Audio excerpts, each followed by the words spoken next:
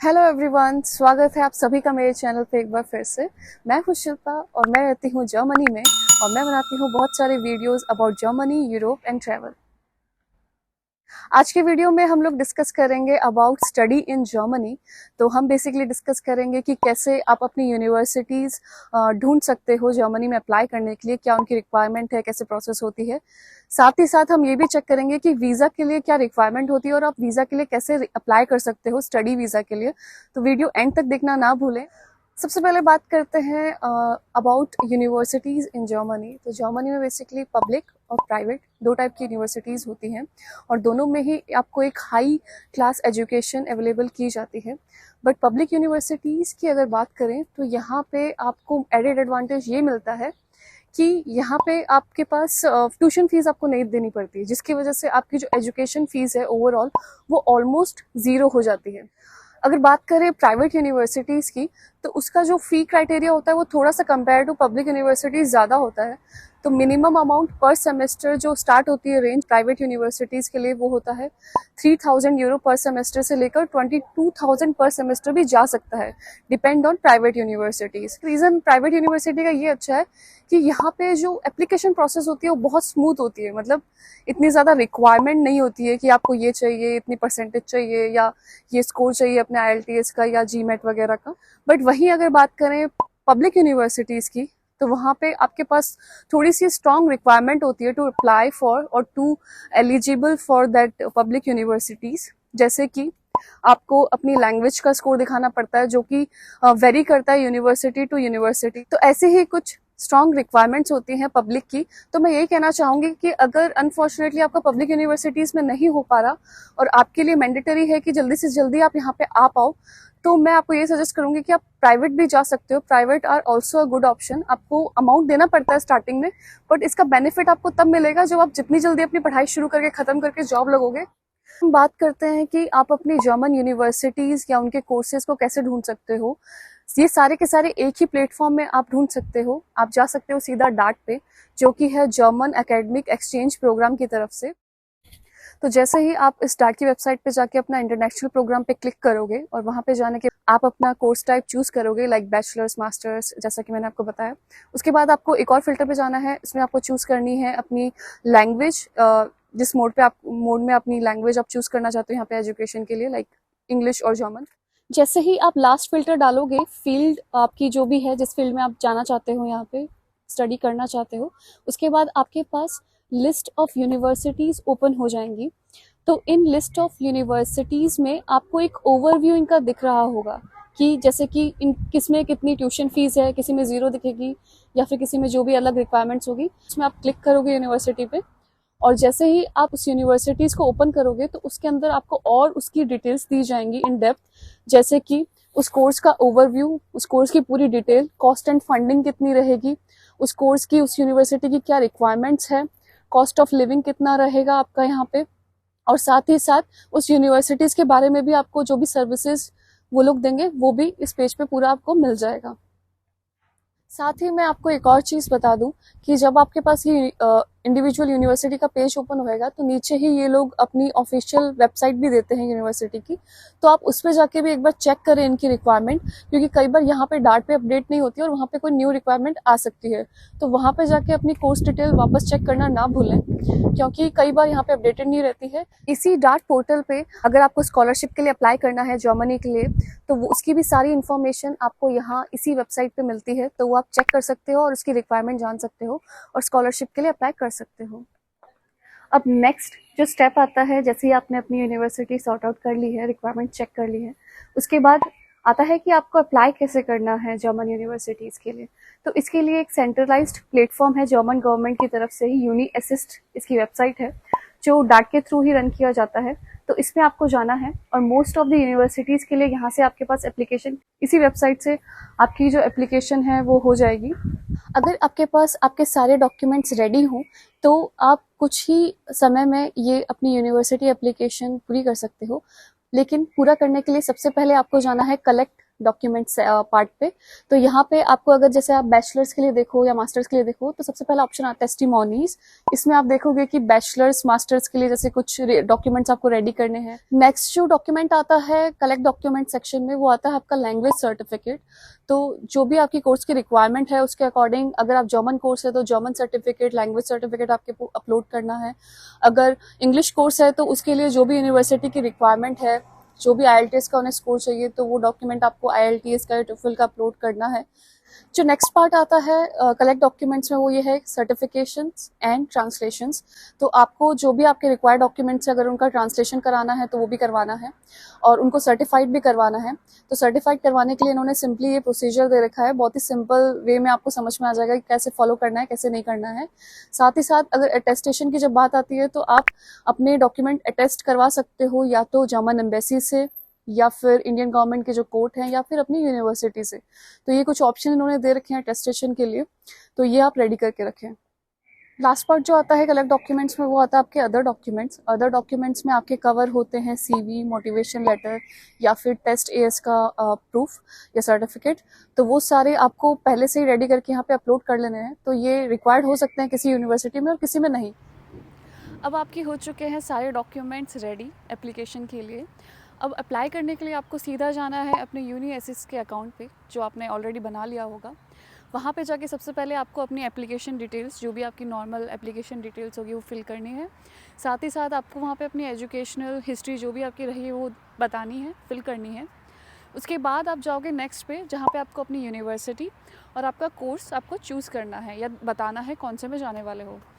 तो ये चीज़ें आई थिंक आपने डार्ट जब यूज़ किया होगा ऑलरेडी अपना कोर्स और यूनिवर्सिटी सॉर्ट आउट करके रख ली होगी कि कहाँ कहाँ आपको अप्लाई करना है, कौन से कोर्सेज़ में। इसके बाद जैसे जैसे आप स्टेप्स फॉलो करते जाओगे वैसे वैसे आप एप्लीकेशन की तरफ आगे बढ़ते जाओगे। तो इंडिविजुअल यूनिवर्सिटी पे जाके जो भी उसकी रिक्वायरमेंट वहाँ पे पूछी जाएगी डॉक्यूमेंट की, उसके अकॉर्डिंग आप अपलोड करते जाओगे।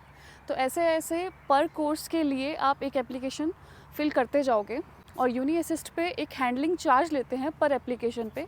तो जो पहली एप्लीकेशन आप करोगे पहले कोर्स के लिए, उसके लिए कुछ हैंडलिंग चार्ज होता है 75 यूरोज़ का।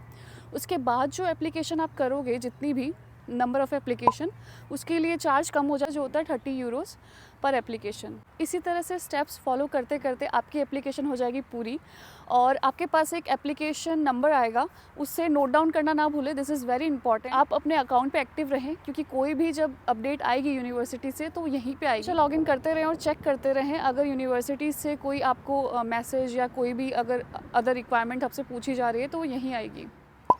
एक और तरीका ये भी है एप्लीकेशन करने के लिए यहाँ की यूनिवर्सिटी में, जिसके लिए आपको यूनी असिस्ट चूज़ करने की ज़रूरत नहीं है। आप डायरेक्टली जिस यूनिवर्सिटी में जो कोर्स चूज़ करना चाहते हो उस यूनिवर्सिटी की वेबसाइट पे जाके वहाँ पे उनका जो प्रोसीजर दिया है उन्होंने एप्लीकेशन का, वो फॉलो कर सकते हो। लाइक उन्हें ईमेल कर सकते हो, फिर वो जो भी है वो आपके साथ एक इंटरव्यू शेड्यूल करेंगे, then they will ask some documents. So ऐसे ऐसे ये वाला प्रोसेस भी बहुत ईजी रहता है और डिफरेंट रहेगा यूनिवर्सिटी टू यूनिवर्सिटी। इसके लिए आपको बस ये करना पड़ेगा कि हर बार उनकी वेबसाइट में जाना पड़ेगा जिस यूनिवर्सिटी को आप चूज़ कर रहे हो। तो this is also option that you can prefer. साथ में आप हमेशा जो भी आप जीमेल आईडी अपनी दे रहे हो या व्हाटएवर जो भी आप अपनी आईडी जहाँ पे भी दे रहे हो उस पे हमेशा एक्टिव रहें, क्योंकि कभी भी कोई भी मैसेज आ सकता है एंड ऐसा ना हो कि आप अपना चांस मिस कर दें। अब आपने जान लिया है कि जर्मनी क्यों बेस्ट है स्टडी करने के लिए आपके लिए, और कैसे कैसे आप इसके लिए अप्लाई कर सकते हो, यूनिवर्सिटी ढूंढ सकते हो और उनकी बेसिक रिक्वायरमेंट्स देख सकते हो। तो अगर आपने अपनी यूनिवर्सिटी सॉर्ट आउट कर ली है, अप्लाई कर लिया है, तो आपको एक डाउट आएगा कि चेकलिस्ट क्या क्या होनी चाहिए इस वीज़ा की। तो उसके बारे में भी हम देखते हैं कि इसकी क्या चेकलिस्ट होनी चाहिए। तो चेकलिस्ट जानने के लिए सबसे पहले आपको जाना है इस वेबसाइट पे। इसमें सबसे पहले आते हैं आपकी चेकलिस्ट पे, वो आता है आपका application form, visa application form. तो वीज़ा एप्लीकेशन फॉर्म भरने के लिए आपको जाना है इस वेबसाइट पे। तो नॉर्मली हर वीज़ा के लिए, जर्मनी के लिए यही वेबसाइट यूज़ होती है। इस पे जाने के बाद आपको अपना वीज़ा एप्लीकेशन फिल करना है, उसकी एक हार्ड कॉपी अपने साथ रखनी है जो कि आपको लेके जानी है वीज़ा अपॉइंटमेंट के दौरान। सबसे मोस्ट और इम्पॉर्टेंट पार्ट है जो चेकलिस्ट का, वो मैं कहूँगी APS सर्टिफिकेट, और ये अभी रिसेंटली इम्प्लीमेंट हुआ है इनकी स्टूडेंट वीज़ा की रिक्वायरमेंट में, वीज़ा के लिए। तो अगर आपको इसके बारे में जानना है कैसे इसे अप्लाई करना है, ये क्या है एग्जैक्टली, तो इसके लिए मैंने एक डिटेल वीडियो बना रखा है। मैं वीडियो डिस्क्रिप्शन में भी मेंशन कर दूँगी, वहाँ जाके आप चेक कर सकते हो और अपना APS सर्टिफिकेट अप्लाई कर सकते हो। नेक्स्ट जो चेकलिस्ट में आपका डॉक्यूमेंट आता है वो पार्ट है वेयर एप्लीकेबल पार्ट। तो इसमें आपको वो डॉक्यूमेंट्स दिखाने हैं, लाइक आपको अपने फर्स्ट 2 सेमेस्टर की फ़ीस का आपने जमा कर दिया है इस यूनिवर्सिटी में, उसका एक प्रूफ दिखाना है। तो ये हर किसी के लिए एप्लीकेबल नहीं है। रीज़न बीइंग, अगर आपकी यूनिवर्सिटी मांगती है अपनी रिक्वायरमेंट में कि आपको 2 सेमेस्टर का फ़ीस दिखाना है, तभी आपको दिखाना है, अदरवाइज़ आपको कोई ज़रूरत नहीं है, आप स्किप कर सकते हो ये पार्ट। अब नेक्स्ट अपना चेकलिस्ट में बहुत ही इंपॉर्टेंट पार्ट आता है, वो है प्रूफ ऑफ फाइनेंशियल मीन। इसमें बहुत सारे लोग कंफ्यूज भी रहते हैं कि इसको कैसे शो करें, क्या क्या है ये एग्जैक्टली। तो ये एग्जैक्टली ये है कि जितनी देर आप यहाँ पे रहोगे, वैसे स्टूडेंट वीज़ा के लिए लॉन्ग टर्म वीज़ास होते हैं, तो बैचलर्स के आते हो तो 3-4 साल यहाँ पे आपको रुकना होता है। मास्टर्स के लिए आते हो तो मिनिमम 2 साल का तो आपको यहाँ रुकना ही होता है। पर इसमें आपको जो आपका फाइनेंशियल प्रूफ दिखाना है वो खाली 1 साल का दिखाना है, स्टूडेंट वीज़ा में खाली 1 साल का। तो आपको 1 साल तक का अपना यहाँ पे दिखाना है कि आपके पास फाइनेंशियली आप स्टेबल हो, इतना खर्चा आप अफोर्ड कर सकते हो। तो 3 तरीके हैं ये दिखाने के लिए प्रूफ ऑफ फाइनेंशियल मीन। पहला तरीका तो ये है कि अगर आपको जर्मनी से स्कॉलरशिप मिली है या स्टाइपेंड मिल रहा है या यूरोप से कहीं से आपको स्कॉलरशिप मिल रही है, तो आप वो डॉक्यूमेंट दिखा सकते हो। दूसरा तरीका ये है कि अगर आपको जर्मनी से कोई स्पॉन्सर करता है, सिंपली कहें तो एक स्पॉन्सरशिप लेटर देता है आपको, जो यहाँ जर्मनी से ही बनता है। ये कैसे आप बनवा सकते हो कि अगर आपको कोई नोन, आपका फ्रेंड या रिलेटिव यहाँ पे रहता है और उसकी एक अच्छी खासी यहाँ पे हाई इनकम जॉब है प्लस प्रोफेशन में नहीं है, तो वो आपको प्रोवाइड कर सकता है स्पॉन्सरशिप लेटर। तो ये स्पॉन्सरशिप लेटर आप यहाँ से ओरिजिनल मंगवाना पड़ेगा आपको। भी आपका यहाँ पे फ्रेंड या रिलेटिव रहते हैं, उनको वो पोस्ट करना पड़ेगा original copy, and then that document you can submit to visa office. बात करते हैं लास्ट ऑप्शन, आप कैसे अपना ये प्रूफ ऑफ फाइनेंशियल मीन दिखा सकते हो, जो कि है ब्लॉक अकाउंट। तो इसमें बहुत ज़्यादा कन्फ्यूजन रहता है कि ये क्या है। तो ब्लॉक अकाउंट सिंपली आपको 1 साल का जो लिविंग एक्सपेंसेस है एक साथ दिखाना पड़ेगा। तो ये काइंड ऑफ एक बिग इन्वेस्टमेंट है स्टडी वीज़ा के लिए, जर्मनी के लिए, क्योंकि यहाँ पे थोड़ा सा आपको ये हो जाता है कि एक साथ बहुत सारा अमाउंट दिखाना पड़ेगा, जो कि अगर बात करें नंबर्स होता है 11,208 यूरोज़। ये 2023 का अपडेटेड है, तो ये हर साल चेंज भी होता रहता है, तो वो आप हमेशा चेक कर लें इनकी वेबसाइट में। आप जब जर्मनी यहाँ पे आ जाओगे तो आप मंथली यहाँ से 934 यूरोस निकाल सकते हो मैक्सिमम, इससे ज़्यादा आप नहीं निकाल सकते। तो एक तरह से ये आप ही का पैसा है, पर मंथली आप इसे विड्रॉ कर सकते हो अपने अकाउंट से। अब आपने जान लिया है कि ब्लॉक अकाउंट क्या है, इसका क्या यूज़ है और कितना अमाउंट आप निकाल सकते हो, कितना अमाउंट आपको दिखाना है वीज़ा के टाइम इसमें। तो अब बात करते हैं ब्लॉक अकाउंट खोल कैसे सकते हो आप। तो इन्होंने यहाँ पे ऑप्शन भी दिया हुआ है कि अगर आप इंडिया से खोलना चाहते हो अपना ब्लॉक अकाउंट, तो यहाँ पे इन्होंने प्रोवाइड कर रखा है कोटक महिंद्रा बैंक। आप यहाँ कोटक महिंद्रा बैंक यूज़ कर सकते हो अपना ब्लॉक अकाउंट खोलने के लिए। अब बात करते हैं अगर आप जर्मनी से बनवाना चाहते हो अपना ब्लॉक अकाउंट, तो उसके लिए भी बहुत सारे ऑप्शन अवेलेबल हैं, जैसे कि हो गया एक्सपाट्रियो, फिनटिबा। तो ये इनके अलावा भी बहुत सारे ऑप्शंस हैं जो आप यूज़ कर सकते हो। जैसे कि मैं यहाँ पे जर्मनी में एज ए स्टूडेंट आई थी और मैंने एक्सपाट्रियो यूज़ किया था, बहुत ही सही रहता है। तो मैं आपको यही रिकमेंड करूँगी कि आप जर्मन प्लेटफॉर्म यूज़ करें अपना ब्लॉक अकाउंट खुलवाने के लिए। रीज़न 1, जब आप यहाँ पे आ जाओगे तो आपका ब्लॉक अकाउंट आपको अपने जर्मन अकाउंट, जो बैंक अकाउंट है यहाँ पे आके आपको खोलना पड़ता है, उससे इनको लिंक करना पड़ता है। अगर आप लिंक करोगे तभी आप अपना ये जो मंथली अमाउंट होता है इसको विड्रॉ कर पाओगे। तो अगर आप इंडिया से बनाते हो ब्लॉक अकाउंट, तो थोड़ा सा कॉम्प्लिकेटेड हो जाती है प्रोसेस, लिंक करने की प्रोसेस। नेक्स्ट जो आता है डॉक्यूमेंट, वो ये है मोटिवेशन लेटर। बहुत ही इंपॉर्टेंट एक डॉक्यूमेंट है ये इस वीज़ा के लिए, स्टूडेंट वीज़ा के लिए। तो मोटिवेशन लेटर एक काइंड ऑफ एक स्ट्रॉन्ग करता है आपके वीज़ा को जल्दी एक्सेप्ट होने के लिए, ये भी इसका रीज़न होता है। तो इसमें बेसिकली आपको करना क्या क्या होता है, आपको इसमें बताना होता है कि आपने जर्मनी क्यों चूज़ किया। सेकेंड, आपको ये बताना होता है कि आपका पर्पस क्या है यहाँ पे आने का, जैसे स्टडी पर्पस से आना चाहते हो, कौन सी यूनिवर्सिटी में जाओगे और आपकी एकोमोडेशन वहाँ पे कैसी रहेगी, आपकी फाइनेंशियल सिचुएशन कैसी है। तो ये कुछ फैक्टर्स होते हैं जिनको आपको इसमें इंक्लूड करना है। तो अगर आपको डिटेल में वीडियो चाहिए, आप रिक्वेस्ट कर सकते हो कमेंट सेक्शन में, तो मैं in my coming videos definitely I will try to bring this topic in detail. इसके बाद जो आता है चेकलिस्ट में, वो आता है CV। तो CV आपको एक बहुत ही अच्छा सा CV आपका बनाना है। और जैसे कि मैं अपनी बहुत सारी वीडियोस में बताती हूँ कि CV अगर आप जर्मनी के लिए, यूरोप के लिए, कहीं के लिए भी बना रहे हो, तो उसके लिए एक बहुत ही अच्छी वेबसाइट है इनका, बहुत ही इंप्रेसिव और रियलिस्टिक रखो उसे हमेशा। तो CV और मोटिवेशन लेटर हमेशा एक इंपॉर्टेंट पार्ट होता है आपके वीज़ा का, जो कि कहीं ना कहीं रोल प्ले करता है कि आपको कितनी जल्दी वीज़ा मिलेगा और कोई दिक्कत ना आए। वो बहुत सारी चीज़ें इसमें डिपेंड करती है, तो इसमें हमेशा फोकस रहे। अब जो नेक्स्ट पार्ट आता है चेकलिस्ट का, डॉक्यूमेंट का, वो आता है प्रूफ ऑफ लैंग्वेज स्किल्स।